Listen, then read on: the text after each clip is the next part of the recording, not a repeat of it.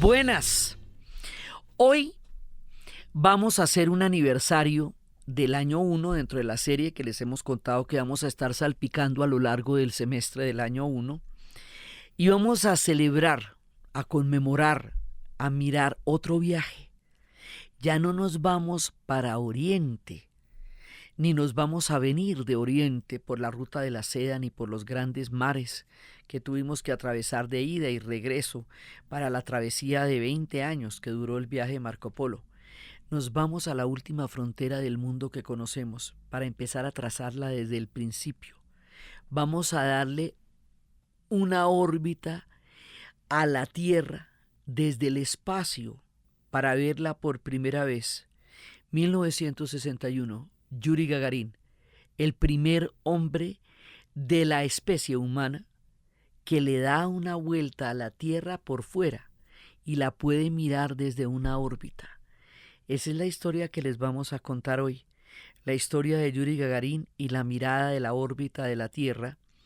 Para esto les recomendamos que vuelvan a escuchar los 3 podcasts que hicimos en el año 9 sobre la llegada del hombre a la Luna, sobre la carrera espacial soviética y sobre los diferentes destinos, porque están como muy en concordancia con lo que estamos haciendo ahora. Entonces de una vez los invitamos a que se echen esa tripleta junto con y ahí quedan con parchecito chévere, imaginando los destinos a donde nos pueden llevar las ideas.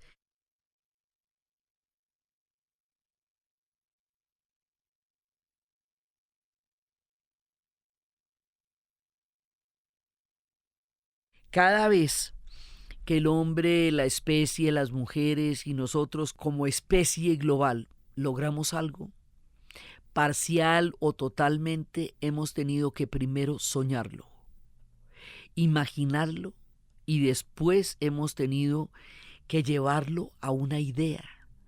Y son las ideas las que realmente van a concretar nuestras más grandes ilusiones para convertirse en proyectos. No hay nada que hagamos que no sea hijo de un sueño y que no tenga detrás una idea poderosa que de una u otra manera lo haga realizable en el tiempo y en el espacio. Entonces, para que lleguemos a darle una vuelta a la Tierra desde afuera en órbita, bueno, pues eso nos tenemos que ir muy lejos en todas las miradas, sí, para que lleguemos a hablar de Yuri Gagarin como el Marco Polo del espacio.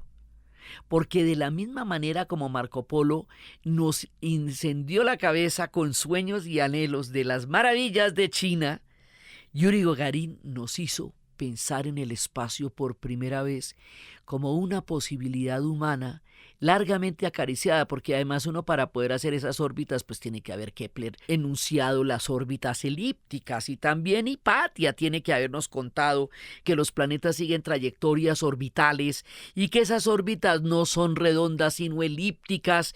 Y si tenemos que hablar de Hipatia y si tenemos que hablar de Kepler, pues hace mucho tiempo que estamos pensando en esto, desde los tiempos más antiguos, desde los momentos en que se soñaba, en que todas las culturas se sentían de una u otra manera fascinadas por el espacio, por la luna y por todo lo que eran los astrónomos como medidores del infinito en nuestra manera de concebir el universo y las estrellas.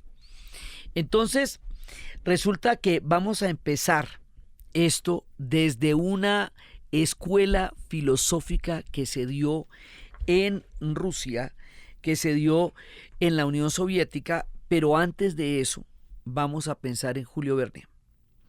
Porque Julio Verne es el que se le ocurrió que el hombre podía ir a la luna y que podía ir a la luna en un cohete. Porque es que si vamos a ir a la luna, ¿en qué? ¿De qué manera? Julio Verne nunca fue a la luna. Julio Verne tampoco fue al centro de la Tierra. Julio Verne no conoció el fondo del océano. pero sí pensó en el cohete para llegar a la Luna, en el submarino para poder sumergirnos en las profundidades del océano y en formas de llegar al centro de la Tierra. Julio Verne solo fue un escritor, pero sus sueños nos hicieron posibles imaginaciones colectivas que llegarían a realizarse de las maneras más inesperadas, y el hombre llegaría a la Luna y existen los submarinos que el capitán Nemo imaginó. El viaje al centro de la Tierra todavía está un poquito embolatado, pero lo demás ya lo tenemos dispuesto como se lo imaginó Julio Verne. Y resulta que a partir de ahí nos vamos a ver este movimiento ruso, el cosmismo, o sea, el movimiento que quiere un entendimiento del cosmos. Es un movimiento ruso, filosófico y cultural que surgió hacia finales del siglo XIX, como todo surgió en Rusia a finales del siglo XIX. Recordemos que a finales del siglo XIX Rusia está volando, o sea, es la época de Dostoyevsky, de Tolstoy, de Turgenev, y es la época de Gogol, y es la época de Chekhov, y es la época del anarquismo ruso, y es la época de la filosofía. O sea, es un momento en que Rusia está en un pensamiento poderoso, tanto del cosmos, como vamos a hablar, como de los misterios profundos del alma humana que Dostoyevsky exploró y Tolstoy nos mostró desde la compasión y Dostoyevsky desde las oscuridades y las profundidades. Todo eso está pasando en Rusia en esa época. Entonces, en esa época también empiezan a pensar en el cosmos. Es una teoría de la filosofía natural que va sumando elementos, ¿sí?, de elementos religiosos, éticos, y trataba de los orígenes de la evolución y del futuro del universo y de la humanidad, algo que nos hemos estado preguntando siempre. Y que es bueno volvernos a preguntar en estas épocas como para levantar la vista de esta oscura y pesada nube tanática en la que estamos metidos en este momento. Este movimiento fue profundamente pacifista. Contrario a lo que se puede imaginar de la muerte, cree que la humanidad puede superarse y reivindicarse.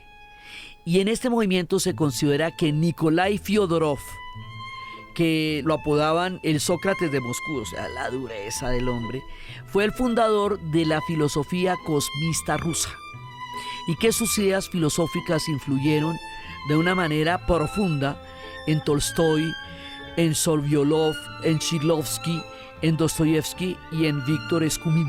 O sea, en todos ellos el hombre tuvo una influencia muy grande.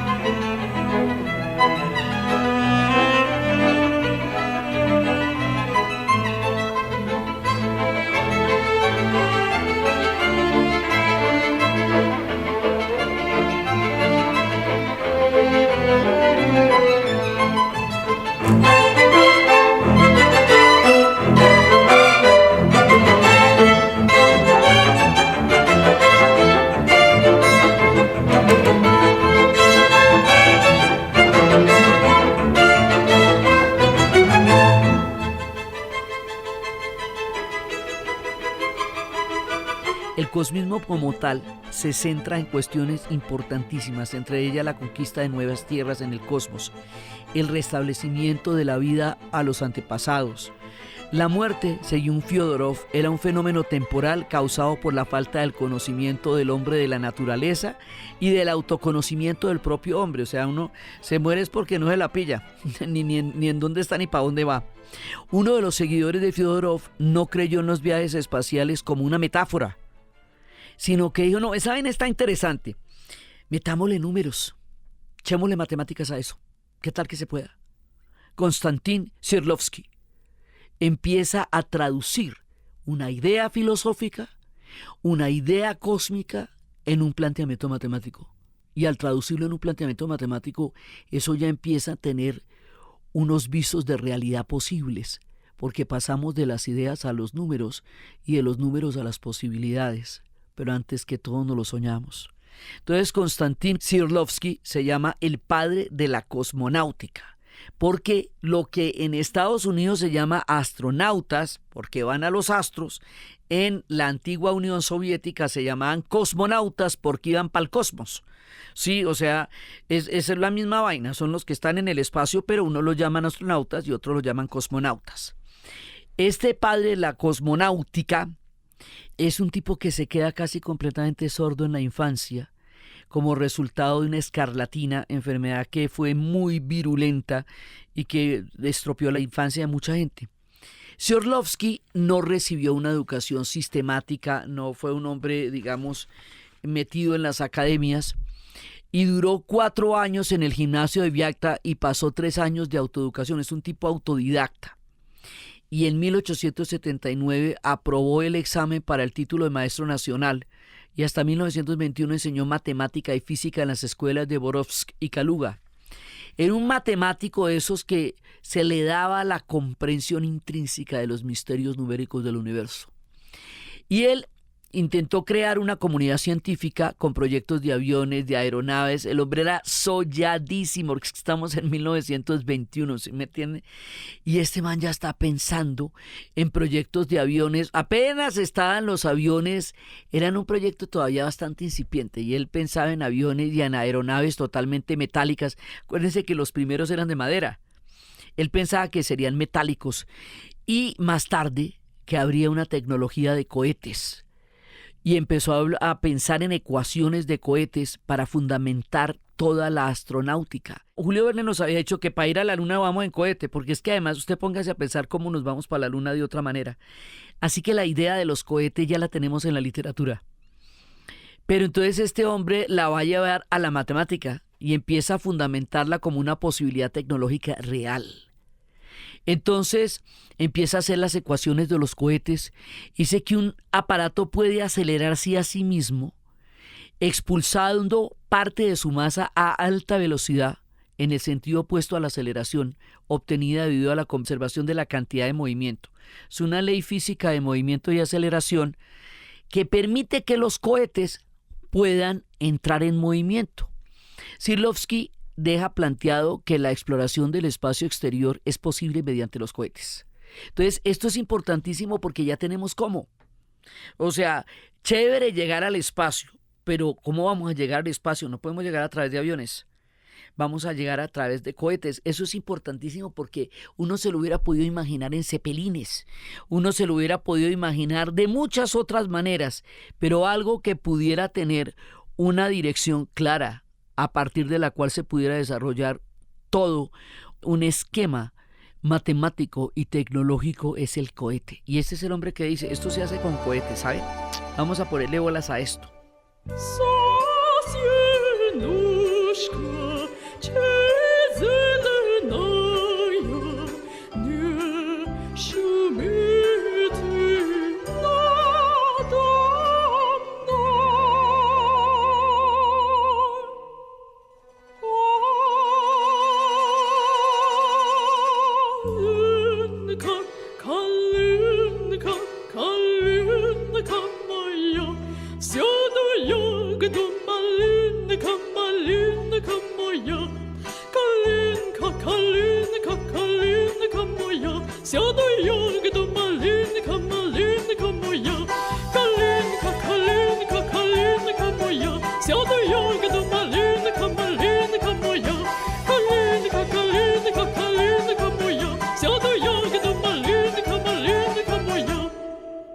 Entonces, esas ideas de este hombre, tempranamente en nuestro relato, hacen posible que el ser humano pudiera poner un hombre en un satélite artificial y que Yuri Gagarin fuera esa primera persona que hiciera ese vuelo. Entonces, la idea era darle una vuelta a la órbita de la Tierra. ¿Por qué, digamos, cuando uno habla de la Luna y habla de la carrera espacial como estuvimos hablando en el año 9, y empieza a hablar de los astros y todo eso, y hoy por hoy pues las cosas que estamos descubriendo de Marte con las ondas que están allá y todo eso, pues a uno le parece como simplón darle la vuelta a la Tierra, ¿no? O sea, no parecería como tan play. Pero es que esto es muy importante, porque para poder irse usted para alguna parte tiene que salir de aquí. Y para salir de aquí hay dos instancias. Una es salir del planeta Tierra. Nunca habíamos salido, ¿ok? Nunca jamás antes que nosotros sepamos, a no ser que los extraterrestres nos hubieran visitado, como dicen o sueñan, pero nosotros los humanos, aquí los bípedos que estamos en esta narración, no hemos salido jamás del planeta Tierra hasta que lo hizo Yuri Gagarin. Entonces, una cosa es salir de la Tierra y otra cosa es conectar con la órbita alrededor de la cual está la Tierra. Conectar con la órbita es lo que le permite a uno poder hacer ese giro de dar la vuelta desde el espacio para mirar la Tierra. Esa es la misión. Salir del planeta, conectar con la órbita y echarle una mirada a la Tierra desde el espacio. Eso es todo.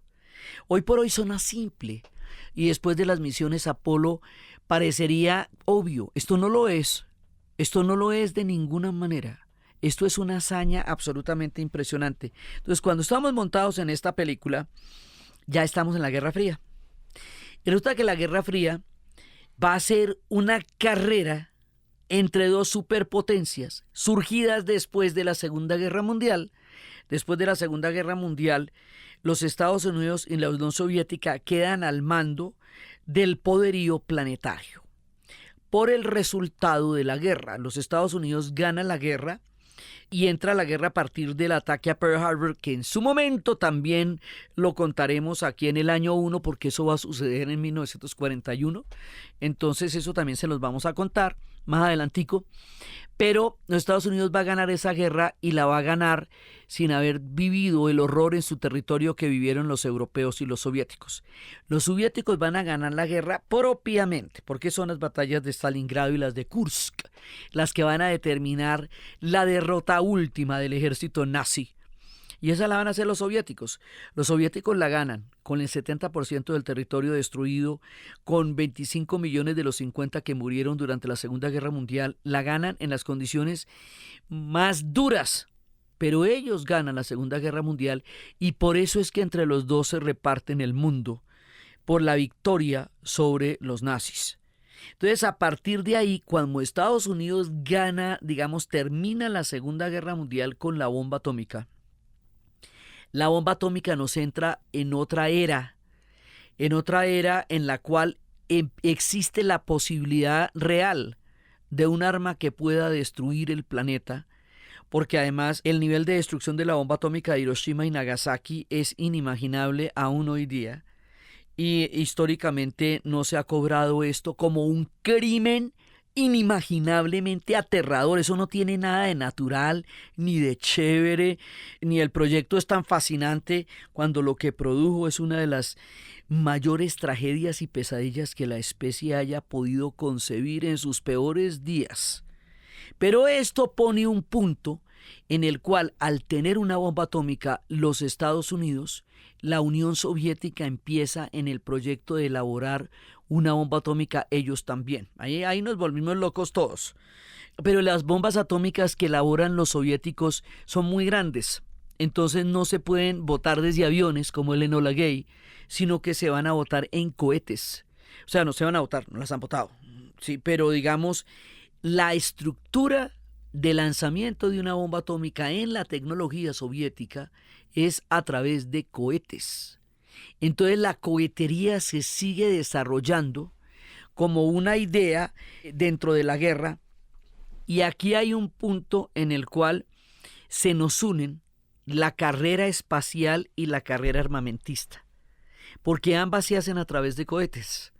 Entonces, ¿quién va a hacer los cohetes más grandes? ¿Quién, digamos, ahí empieza esa carrera demencial y empieza cada uno a moverse entre los cohetes, que después de aquí ahí van a salir los misiles, pero de aquí también van a salir los cohetes espaciales que nos van a llevar a la órbita. Estamos digamos, como en la dualidad de esa carrera, lo mismo que también la energía atómica generaría la dualidad de toda la capacidad de movimiento energético que tiene el planeta y los peligros que tienen.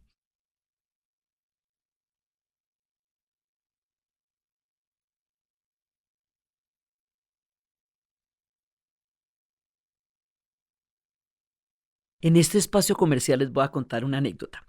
Imagínense que tuve una invitación al Brasil hace mucho, mucho tiempo y era una invitación llena de escalas. Era para estudiar la ruta del oro del Brasil interior. Y yo tenía que ir al Brasil profundo, profundo, profundo. Y en una de esas escalas me dejó el avión y me metí en un lío porque no entendía cómo salía de ahí para la siguiente y donde me estaban esperando. En fin, la situación se tornó bastante problemática. A mí me han dado 6 horas de portugués y me habían despachado para el Brasil interior. Con eso yo no lograba comunicarme para poder desenrollar la situación en la que me vi metida. A la hora del té, cuando yo vi que la cosa estaba bastante complicada, dije, necesito a alguien que hable en inglés. Y me trajeron a alguien con el que hablamos por lo menos 1 hora porque había que resolver una cantidad de cosas. Era una conversación muy compleja. ¿Quién asumía la responsabilidad? Si era la aerolínea, si era yo, pero además yo no iba para el primer destino, sino para el segundo. ¿Cómo me garantizaban que llegaba directamente a donde iba? Había que resolver muchísimas cosas que no se podían hacer de otra manera y fue el inglés el que me salvó. Porque a pesar de lo cercano que es el Brasil, el portugués que yo sabía en ese momento no era suficiente para poder resolver la situación. Hoy por hoy estoy estudiando y sé mucho más, pero en esa época no lo sabía. Es muy importante saber inglés para viajar. Eso que le dicen a uno que para viajar hay que saber inglés es verdad. Yo he viajado a más de 52 países. He estado en Jordania. He estado en Egipto, he estado en Croacia, en Bosnia-Herzegovina, he estado en los lugares más increíbles, en la India, en Vietnam, y siempre, invariablemente, sea cual sea el destino, el inglés es el que lo saca a uno de líos, porque en último rincón del planeta alguien habla inglés y le puede ayudar a uno a salir de una situación si se ve en un problema que necesite resolver inmediatamente. ¿Por qué les cuento esta historia? Porque yo sé que hay mucha gente que nos está escuchando que se ha planteado la necesidad de aprender inglés, pero no se ha animado a hacerlo todavía. Y quiero animarlos a hacerlo. Realmente es importante. Y esto viene a cuento porque este episodio es patrocinado por Platzi. Y Platzi es una plataforma de aprendizaje donde hay muchas cosas que se pueden aprender, entre ellas inglés. Entonces, para que se animen, ahí les dejamos el link donde pueden entrar y meterse en este universo que los puede ayudar a viajar por el mundo.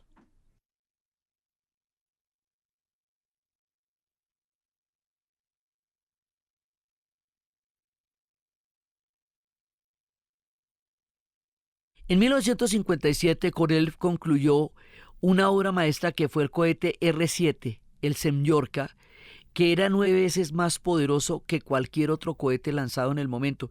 También en esta época empiezan a lanzarse los satélites. Y los satélites van a ser absolutamente importantes en todo esto. Entonces, estamos en esa vuelta. Estamos tratando de lograr cohetes que podamos lanzar y después de varios intentos fallidos, hay muchísimos fracasos por cada éxito en estas carreras. Si, digamos, cuando algo sale bien, muchas cosas han salido mal. Entonces, después de varios intentos fallidos, el R-7 fue probado con éxito y voló a 5.600 kilómetros hasta la península de Kamchatka. La península de Kamchatka es lo último. Usted coge el mapa de la antigua Unión Soviética y eso se acaba en una península que ya queda cerca de Japón. Eso lo conocemos por el juego de Risk, porque es el último pedazo. Ahí se acaba el mapa, en la península de Kamchatka. Y fue el primer misil balístico intercontinental. Y con él, Korolev convirtió a la Unión Soviética en una superpotencia global, porque ¿cuáles eran las credenciales para ser una superpotencia en la posguerra? La capacidad que usted tuviera para desarrollar cohetes, ¿sí? Y que esos cohetes tuvieran el mayor alcance posible. Eso fue lo que lo ponía a usted en el rango de superpotencia. Entonces, lo único que hizo Korolev, pues no lo único que hizo, pero fundamentalmente lo que hizo fue seguir los mismos principios de Sverdlovsky, que fue el que afirmó que la tecnología no solamente daba ventajas militares, sino que también llevaría a la humanidad al espacio. Shklovsky consideraba que llevar a la humanidad al espacio era una manera de abrir los horizontes, de no quedarnos solamente en un planeta. Él no lo pensaba en el sentido de que fuéramos a acabar con el planeta como nos está pasando ahora y nos toca irnos para alguna parte a ese acabamos el resto de los parches. No, sino la idea era que la Tierra era la cuna del hombre y el hombre no podía pasar toda la vida en la cuna. O sea, tenía la idea de una humanidad capaz de proyectarse en nuevos horizontes, capaz de tener nuevas posibilidades, tenía una idea de futuro, de humanidad, de desarrollo, de nuevas posibilidades, de nuevos horizontes, y nos toca acentuarnos en esa idea para poder entender la importancia de la órbita y hacer el esfuerzo de la imaginación, porque como estas son épocas tan sombrías, y la gente no tiene ideas de grandes posibilidades de la especie humana, las apuestas por la especie humana están bastante bajas entre los humanos. Entonces, pues toca imaginarnos que eso se puede, ¿sí? Y que hay otras posibilidades y que hay otros horizontes y que la humanidad puede hacer parches distintos y nuevos. Y eso fue lo que se inventó este man y eso es lo que está debajo de la carrera espacial. O sea, a pesar de todo el tema de las superpotencias y a pesar de todo el tema demencial de la carrera armamentística, debajo de la carrera espacial hay una profunda fe en la humanidad. O si usted no se mete en ese rollo tan berraco. Sí, usted tiene que estar creyendo en la especie para poderse montar en una película de estas. Entonces, lo primero que había que hacer era poner un satélite fuera de órbita, un satélite artificial.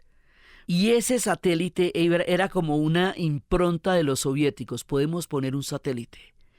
Y ese satélite, adivine cómo se llama. El primer satélite artificial que lanzó alguien de la especie humana fuera del planeta Tierra que le diera órbitas se llamó Sputnik. Y Sputnik significa satélite.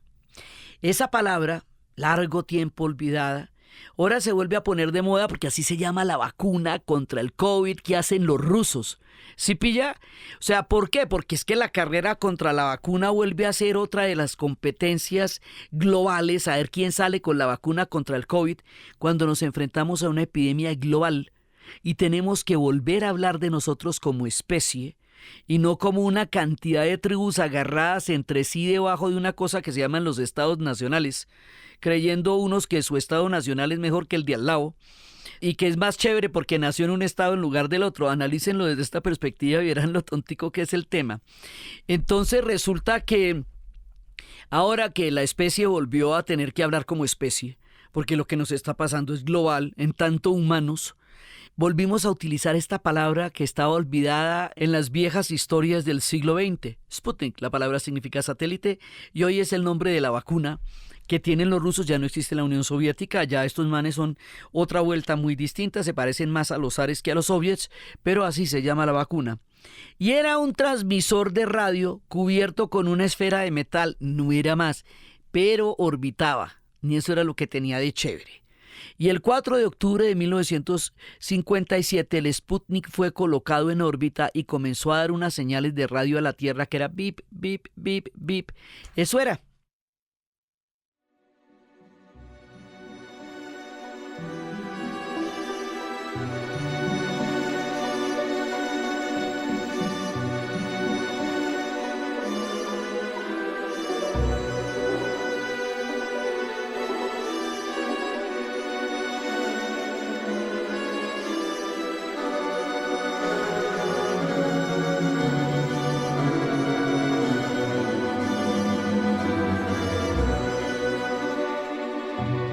Pero esto era la locura furiosa, porque es que todo esto tuvo que construirse desde cero, ¿eh? Entonces los estadounidenses dijeron, ¿qué será lo que quiere decir ese BIP? Y se rascaban la cabeza y pusieron todo su servicio para decodificarlo, pero no era sino BIP, BIP, BIP, BIP, no era más. Pero eso era pues el misterio. Y el Sputnik fue una jugada maestra de propaganda. Y ahora, en tiempos de Nikita Khrushchev, que era el que estaba en ese momento, le dijo a Korolev que hiciera una gran misión espacial para la conmemoración del 7 de noviembre del aniversario de la Revolución Bolchevique de 1917. Ellos lo celebran en noviembre. Para 1917, para la conmemoración, el 3 de noviembre de 1957, la Unión Soviética envió otro satélite. Esta es una historia bastante agridulce, ¿sabe? Porque mandan un satélite tripulado por un ser vivo. Y ese ser vivo es la perrita Laika. Entonces, por un lado está la fascinación de que empiecen a ser tripulados los cohetes, los satélites, pero esta perrita la mandan para no volver. Era una perrita callejera, la escogen y la montan en un satélite y ella no va a volver. Y se va a quemar. Por eso Mecano hizo esa canción tan hermosa sobre Laika. Y hoy, desde la perspectiva de una misma correspondencia natural con los animales, resulta inconcebible que uno mande un animalito indefenso al espacio a que se lo devoren las llamas. Pero eso fue lo que pasó con Laika. Y en ese momento fue un acto de propaganda gigantesco porque era poder mandar un ser vivo al espacio. Mandarlo vivo y traerlo muerto porque ya no volvería. Entonces la Unión Soviética estaba ya empezando a colocar satélites en órbita porque ya tenía la tecnología para poder hacer eso. Entonces, dentro de la paranoia de la Guerra Fría, empiezan a decir en los Estados Unidos si pueden colocar satélites. Desde los satélites nos pueden mirar, nos pueden espiar y nos pueden alcanzar con cohetes. Entonces empieza este desarrollo tecnológico a presentar una característica paranoica, porque esas eran las épocas, era una época de polaridad paranoica.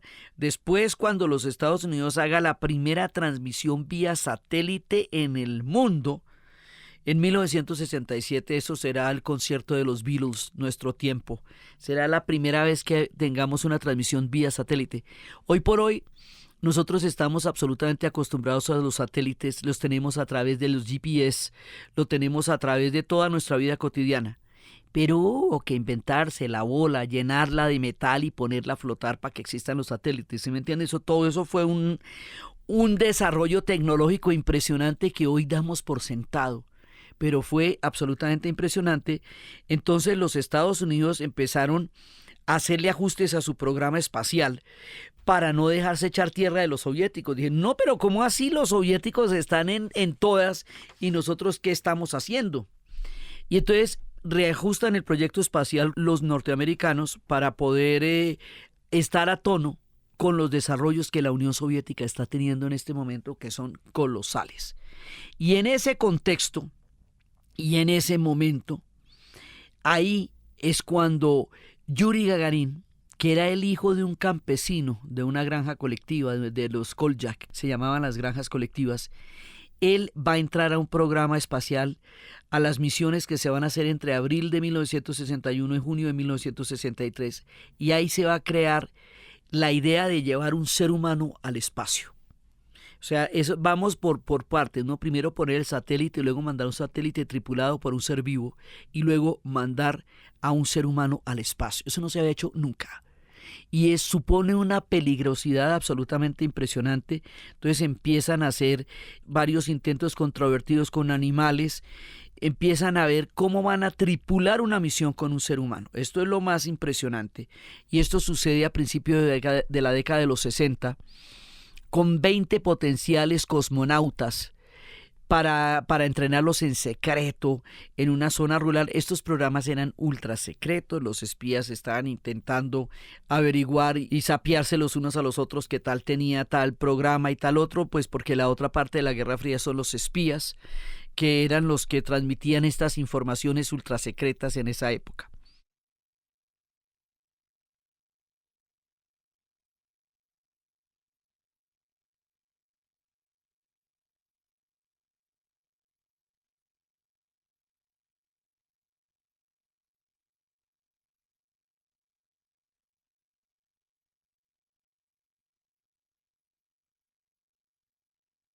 Entonces ahí estaba el hijo de un campesino que era Yuri Gagarin, Yuri Alexandrovich Gagarin, y va a tener un año de entrenamiento. Mire, este man lo entrenaron en todo.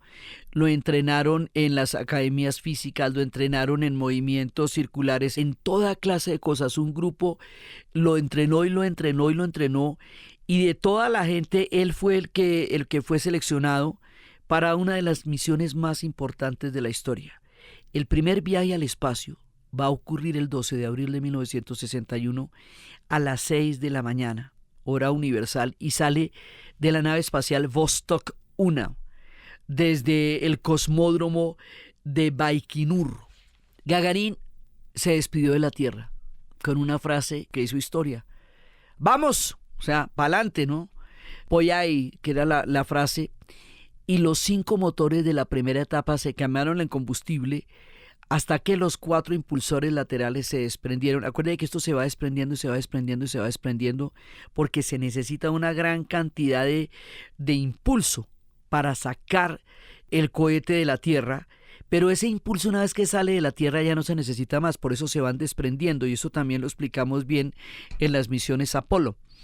Entonces, para que llegue solamente el motor central y después se vaya a separar y vaya a llevar a conectarlo con la órbita, primero tenemos que salir de la Tierra, llegar al espacio y luego tenemos que conectar con la órbita, ¿ok? De eso se trata la misión. Внимание, минутная готовность. Минутная готовность. Заря-1, я Кедр. Вас понял, минутная готовность. Занимал исходное положение, занял. Поэтому несколько задержал с ответом. Прием. Пилотом, космонавтом космического корабля «Спутника Восток» летчик-майор Гагарин Юрий Алексеевич.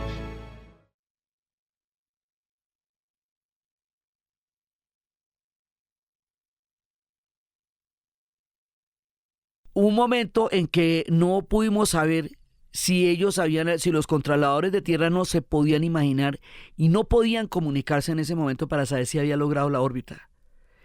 Solo hasta 25 minutos después del lanzamiento, y eso también lo vimos con la misión Apolo, hay tiempos en que usted no sabe si eso se logró o no se logró. Todo puede salir mal, porque no se ha hecho antes. Todo puede salir mal, todo es absolutamente peligroso, todo puede ser un desastre, todo en estas misiones espaciales. Entonces, vuelve a entrar la transmisión cuando le está entrando en la parte no iluminada de la Tierra y deja atrás la Unión Soviética a través del Océano Pacífico y cruza en la madrugada el Estrecho de Magallanes y durante el amanecer el vasto océano del Atlántico Sur. Y Gagarin fue el primer hombre que vio el planeta Tierra en toda su maravilla y su fragilidad desde el espacio. Y decía, estoy mirando la Tierra. Dijo al comunicarse con el centro de control, veo los colores del paisaje, bosques, ríos, nubes, todo es tan bello. Y después activó el sistema automático de la nave para alinear la cápsula y disparar los cohetes de retroceso, comenzando ya el descenso, mientras va cruzando la costa occidental de Angola, a unos 8.000 kilómetros de distancia del punto de aterrizaje. Entonces, imagínese usted lo que es estar mirando la Tierra, mirando los bosques, los ríos, las montañas, poder llegar en una sola vuelta, salir de la Unión Soviética y pasar al Estrecho de Magallanes y pasar por todo esto dando la vuelta por encima del planeta. Sí, entonces llega a la parte occidental de Angola. Entonces, aquí otra vez tenemos problemas porque entrar y salir de la atmósfera es un camello. Es muy complicado y mucho más si se hace la primera vez.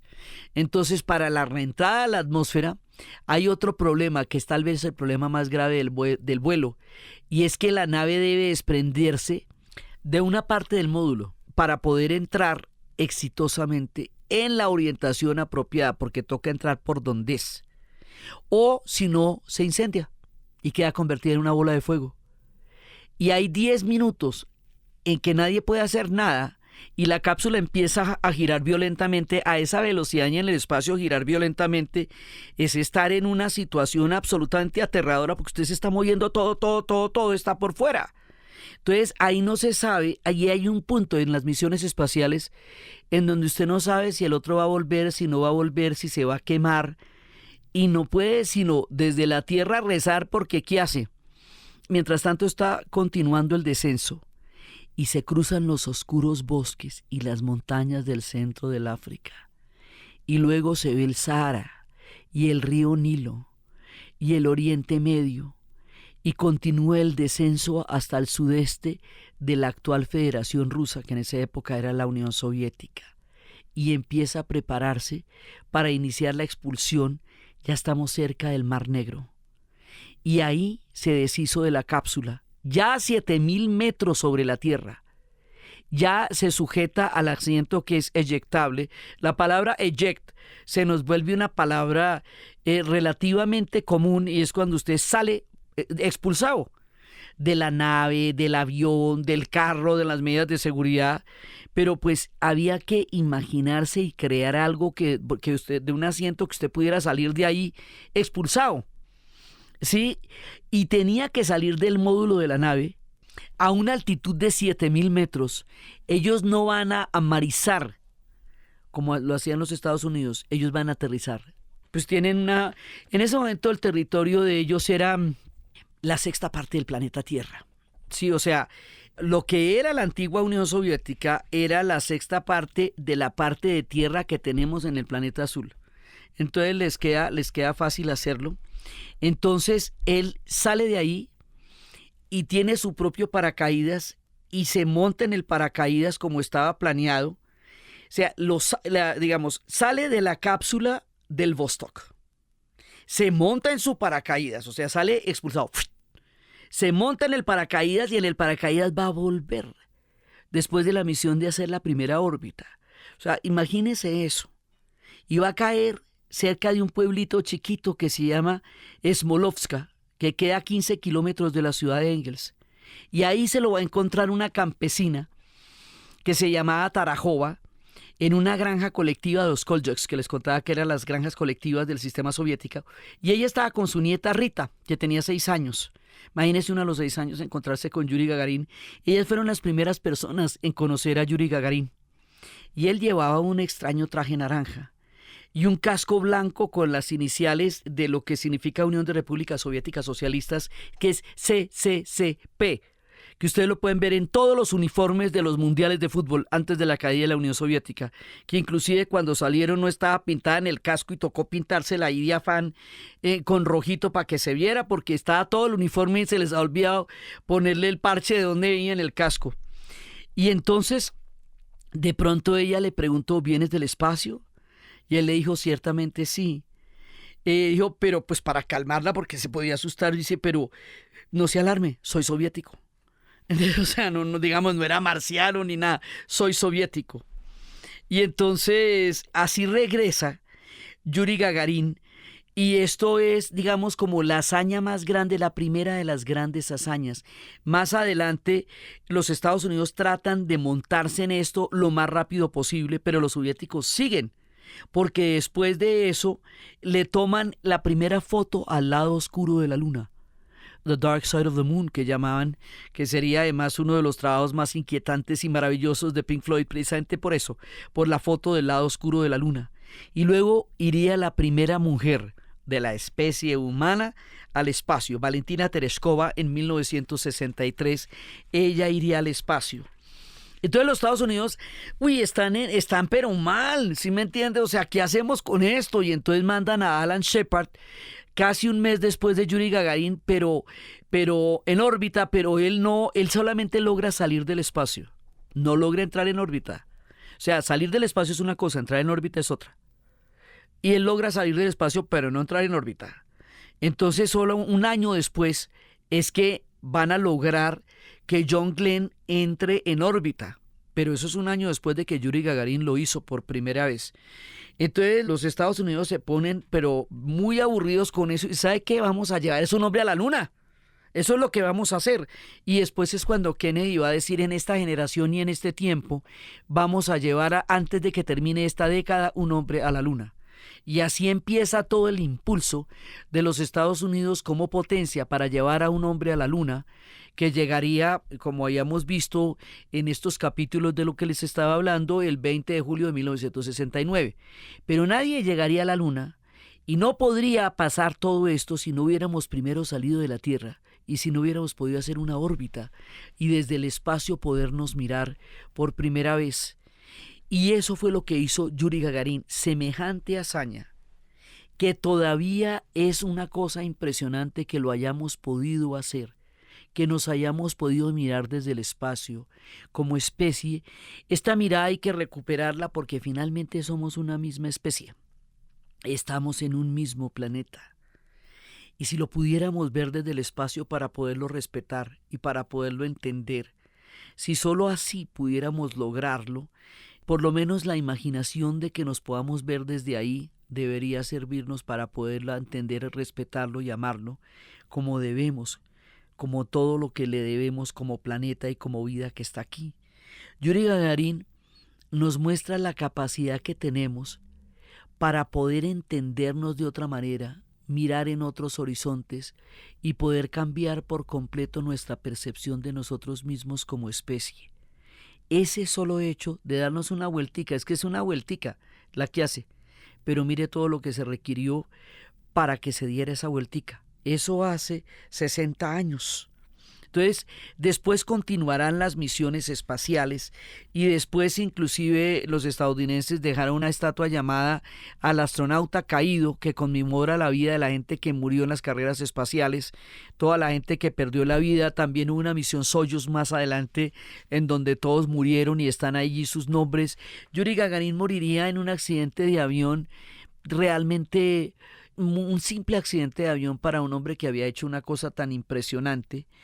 Pero es él el que puso por primera vez el nombre de los seres humanos fuera del planeta Tierra.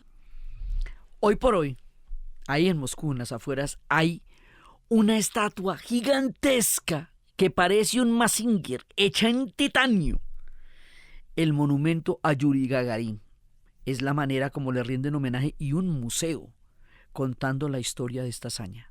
Esta estatua representa todo ese sentido de la monumentalidad y de la grandeza que hemos estado describiendo a lo largo de este capítulo. Y ese sentido del horizonte de la grandeza, del cosmos, de las ideas éticas, filosóficas, de las matemáticas, de la humanidad, de la literatura de Julio Verne, de toda la posibilidad histórica y filosófica de concebir otras maneras de entender nuestro paso por la Tierra, tan necesaria en este momento en el que realmente necesitamos una nueva mirada del mundo para aproximarnos de una manera completamente diferente a la coyuntura tan fuerte en la que estamos, es lo que nos hace querer mirar, digamos, con la admiración y con el respeto a este aniversario del día en que un ser humano le dio la vuelta a la Tierra por primera vez y recordar 60 años después, en el año 1, a Yuri Gagarin. Entonces, desde los espacios del cosmos, de las ideas, de la ética, del cosmismo, de las grandes proyecciones del universo, de la capacidad de la especie para poder desafiar sus límites y sus horizontes, desde el sueño de Julio Verne, desde las ideas de una ética y una filosofía capaz de trascender nuestras propias cotidianidades y de la manera como eso se expresa en nuestro paso por el cosmos, en la narración de Ana Uribe. Y para ustedes feliz día, cualquier día que ese sea.